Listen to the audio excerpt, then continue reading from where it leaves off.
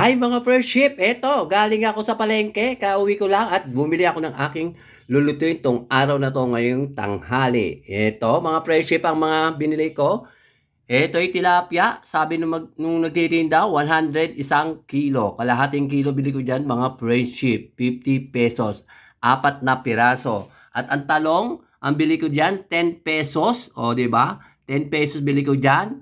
At itong kamote, 8 pesos. O, di ba? Di ba ginawa 10 piso? 8 pesos. At itong tuyo, 1/4. 50 pesos ang 1/4. Marami din siya mga friendship. Galing daw siya ng Bataan. At ito pa, kamatis. Bili ko dito, 7. Mula na ngayon ng kamatis, mga friendship. 25 pesos ang isang kilo. O, di ba mga friendship? Ayan lahat ng mga binili ko, mga friendship, sa araw na ito. Hindi ako nagpakita sa video kasi nakapambahay na ako, nakasando na ako mga friendship at ang init-init pa. Mga friendship, mag-upisa na tayo magluto ng tanghalian ko tsaka hapunan. Ulam po sa gabi. Ito, dahil natin mga friendship, ang garlic. We put the garlic. Ito mga friendship, kinamay ko na. Ayan. At tsaka ito. Ano pa ba? Luya. O, di ba mga friendship? Mukha siya masarap. At, bihira ko lalagyan ng sibuyas ang aking paksiw. Kung maraming sibuyas, binigay sa akin, lalagyan ko ng sibuyas, mga friendship. Totoo lang, bihira lang maglagay ng ng sibuyas sa paksiw. Hindi ako bumili ng siling green na panigang, kundi meron akong binabad ditong green. Ito siya mga friendship, konti na lang. Ayan, binabad ko yan sa suka. Total, lalagyan ko naman ng suka. Kaya ito na lalagay ko. O, diba, mga friendship? Hindi na ako bumili ng siling green. Ito na lang ilalagay ko. Ayan. Sa ilalim. Bago ilagay ang isda. At, siyempre, ito na yung isda. Medyo malaki ilalagay ko. Ulam ko ngayong tanghali. Tsaka, paulit-ulit ba? Sinasabi ko, mga friendship. O, diba, Dalawa siya. Tapos, bubudburan uli ng garlic sa ibabaw ng isda tsaka tong luya. Parang hindi rin na sa ibabaw Para ding pupunta sa ilalim yan, mga friendship. Diba, ganda na itsura, mga friendship? Dalawa lang yung niluto ko para tanghalian nga. Tsaka po ng kulit ko, paulit-ulit. At tinire ko tong dalawa. Ipiprito ko para naman bukas. Diba, tipid ko mga friendship, wala akong kasama, kaya tipid-tipid pag may time. O, lagyan uli ng sibuyas sa ibabaw. Ayan. O, diba mga friendship? Maganda ba itsura? Masabi ka, pinagagawa ko na naman sa isda, sa ulam ko. At lalagyan uli ng sili sa ibabaw uli. Hindi naman masyadong manghang ito mga friendship.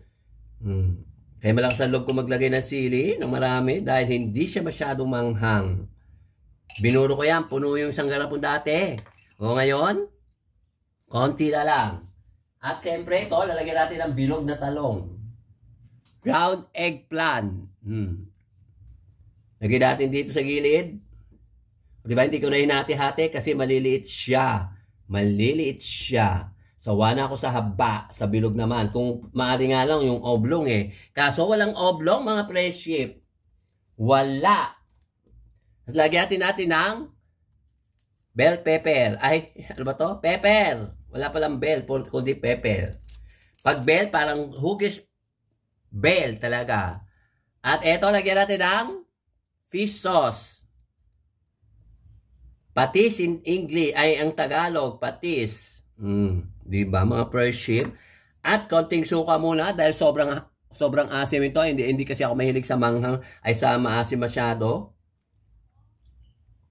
Pag kulang, lalagyan na lang natin ng suka pag hindi maasim. At ito, pampalasa. Alam niyo na kung ano to mga friendship. Konti lang. At saka lagyan ng konting